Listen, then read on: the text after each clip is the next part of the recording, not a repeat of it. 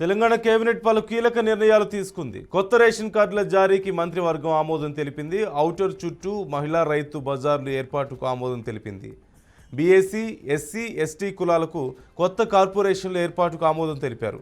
మొత్తం 4.5 లక్షల ఇందిరమ్మ ఇళ్ల కోసం 22,500 కోట్లు కేటాయించారు. ఔటర్ చుట్టూ మహిళా రైతు బజార్ల ఏర్పాటుకు ఆమోదం తెలిపింది.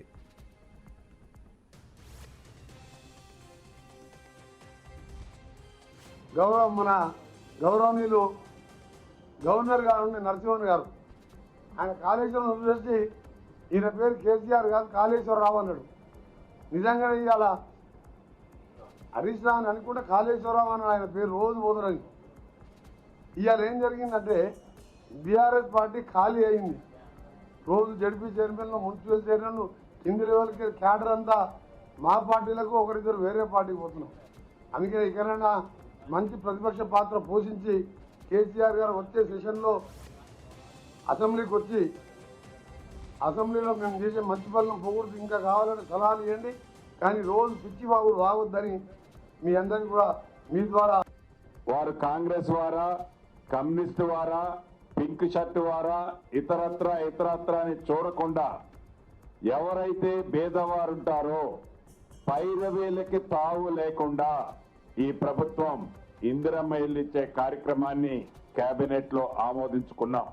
మొదటి విడతగా 4,50,000 ఇళ్లు, సుమారు 22,500 కోట్లు కేబినెట్ లో అప్రూవ్ చేసుకోవటం జరిగింది.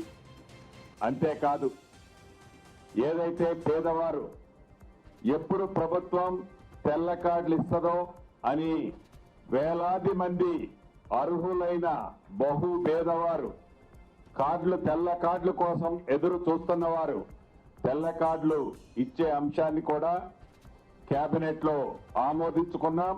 తెల్ల కార్డులు అతి కొద్ది రోజుల్లోనే అర్హులైన పేదవాళ్ళకి ఈ ప్రభుత్వం ఇవ్వాలి అని నిర్ణయం తీసుకోవడం జరిగింది.